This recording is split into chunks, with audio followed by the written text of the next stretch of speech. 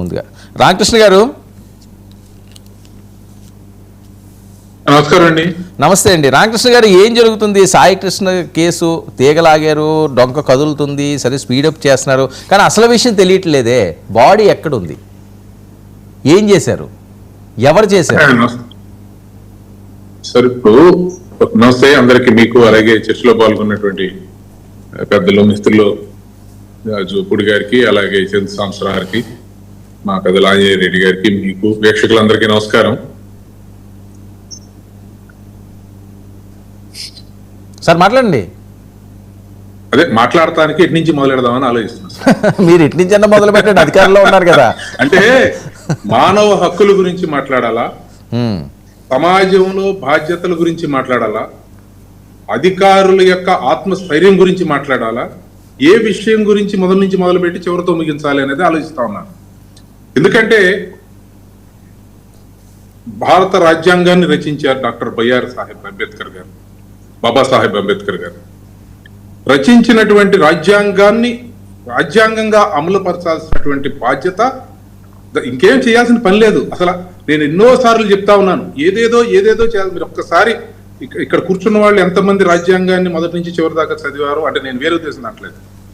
అంటే ఒక్కసారి చూస్తే అన్ని దానిలోనే పొందుపరచబడి, మనం మాట్లాడే సంక్షేమం అక్కడే ఉంది, అభివృద్ధి అక్కడే ఉంది, ప్రతి అంశం అక్కడే ఉంది. బియాండ్ ద లిమిట్స్ వెళ్తే ఏమవుతుందో కూడా అక్కడే ఉంది. అది కాకుండా మిగిలినటువంటి చట్టాలని పరిస్థితులకు అనుగుణంగా చేయాల్సినటువంటి అవసరాన్ని, బాధ్యతని చెప్పడం జరిగింది. ఈ చట్టాలను చేయడానికి చట్టసభలు ఏర్పాటు చేయడం జరిగింది. చట్టసభలలో సభ్యులు ఏ విధంగా చట్టాలు చేస్తా ఉన్నారు, ఎంత చర్చ జరుగుతూ ఉంది అనేది చూస్తా ఉన్నాం. ఇక దాని గురించి ఇప్పుడు నలుగురిలో నేను అనుకోవడం భిన్నాభిప్రాయం ఉంటుందని నేను అనుకోవటం లేదు. వాటి గురించి నేను ఇప్పుడు ప్రత్యేకంగా మాట్లాడుకోవటం లేదు. అయితే ఇక్కడ ఒక వివాదాస్పదమైనటువంటి లేదా ఒక అనుమానాస్పదమైనటువంటి ఒక సంఘటన జరిగిన తర్వాత దానికి ప్రభుత్వం స్పందించింది, లేదా సరే ప్రతిపక్షం స్పందించింది, లేదా మానవ సంఘాలు ఇతర పక్షాలు స్పందిస్తా ఉన్నాయి. దానికి సంబంధించి ఒక విచారణ న్యాయస్థానంలో కొనసాగుతా ఉంది, ప్రభుత్వ పరంగా కొనసాగుతా ఉంది.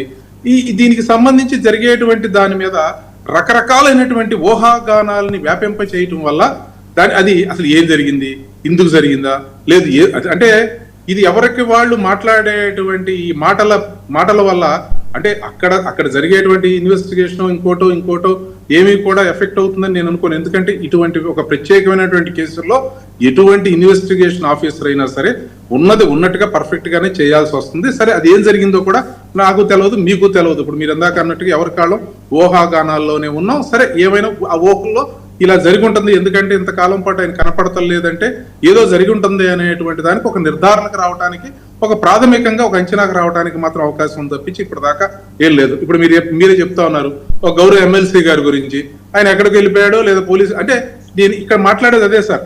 ఎక్కడ మానవ హక్కుల గురించి మాట్లాడాలి, ఎక్కడ అధికారుల యొక్క మానసిక ధైర్యం, మనోధైర్యం దెబ్బతినకుండా, ఆత్మధైర్యం దెబ్బతినకుండా ప్రభుత్వ వ్యవస్థను నడిపేటువంటి పరిస్థితిని ఏ విధంగా తీసుకురావాలి. సరే మొదటిది ఇప్పుడు మీరు మొదటిదంటే ఇప్పుడు సాయి కృష్ణ గారి గురించి మాట్లాడారు, సాయి కృష్ణ గురించి. ఇప్పుడు ఎమ్మెల్సీ గారి గురించి మాట్లాడాలి. ఎమ్మెల్సీ గారి గురించి మాట్లాడితే అది నిజమా? అది నిజం కాకపోతే రేపు పొద్దున అంటే విచారించేటువంటి అవకాశం ఇక విచారణ సంస్థలకు ఉండదా? విచారణ పిలువచేటువంటి అవకాశం ఉండదు కదా. అంటే మనం ఎటు వెళ్తున్నాం అంటే నేను అనేది అదే, మనం ఈ చర్చని ఎటు మొదలుపెట్టి, చర్చ అంటే ఇక్కడ కూర్చొని చర్చ అని కాదు, అంటే మనం ఎక్కడికక్కడ మంచిని చెడుని హంసలాగా వేరు చేయాల్సినటువంటి అవసరాలు ఉన్నటువంటి ఆ సమాజంలో ఉన్నటువంటి బాధ్యతాయుతమైన స్థానాల్లో ఉన్న వాళ్ళు ఎవరూ కూడా ఆ బాధ్యత వ్యవహరించడం మానేస్తా ఉన్నాం. రోజుకి ఇవాళ కాదు రేపు మారుతుంది, రేపు కాదు ఎల్లుండి మారుతుందని ఎవరో నాలాంటి ఆశాజీవులు జీవిస్తూ ఉంటే అది రోజుకి నానాటికి తీసుకెట్టి నానం బొట్టులాగా తయారయ్యి ఏదో ఒకటి అందితే పుచ్చుకుని ఏదో ఒకటి సంతృప్తి పడేటువంటి స్థితికి మనం ఎవరికాళ్ళు రాజీ పడే పరిస్థితి. అంటే నేనేదో రాజీ అంటే ఏదో పెద్ద పోరాటాలు అని చెప్పడం లేదు సార్. భావ వ్యక్తీకరణలో కూడా, అభిప్రాయ వ్యక్తీకరణలో కూడా ఇది మంచి ఇది చెడు అనేది మాట్లాడలేకపోతే ఇంకా మనం ఎవరి దగ్గర మాట్లాడతాం? ఎస్, ఇప్పుడు ఒకవేళ జరిగింది, అది ఖచ్చితంగా అలాగే జరిగి ఉంటే దాన్ని ఖండించాల్సిందే. అది ఎవరన్నా కానివ్వండి, ఆ చనిపోయినటువంటి వ్యక్తి సాయి కృష్ణ అనేటువంటి వ్యక్తి ఆయనకి సంబంధించినటువంటిది, ఆయన యొక్క వ్యక్తిత్వం లేదంటే ఆయన బ్యాక్గ్రౌండ్ కి సంబంధం లేదు. ఇందాక చెప్పాను, రాజ్యాంగం రచించినటువంటి దానిలోనే వెళ్లాల్సినటువంటి అవసరం ఉంటుంది. అలాగే ఇప్పుడు ఈ విధంగా చేసినప్పుడు ఒకవేళ ఇప్పుడు దానికి ముందు ఎవరో పిలిస్తే రావట్లేదు, వెళ్ళిపోయారు, ఎక్కడో ఉన్నారని చెప్పి రకరకాల ఆరోపణలు ఎదుర్కొంటా ఉన్నటువంటి అదే వ్యవస్థ మీద రెండు ఆరోపణలు. ఒకటి, ఒక ఆయన్ని తీసుకెళ్లారు, కనపడతలేదు, చంపేయబడ్డారనేటువంటిది ఆ తల్లి లేదా కుటుంబ సభ్యులు లేదా ఇతర సంఘాలు లేదా ఎవరన్నా కానీ చేసే ఆరోపణ. మరొక దగ్గర అట్లాగే రమ్మని చెప్పి నోటీస్ ఇస్తే కనపడతలేదు, తీసుకెళ్లి ఏదో చేసి ఉంటారని చెప్పి మరొక ఆరోపణ.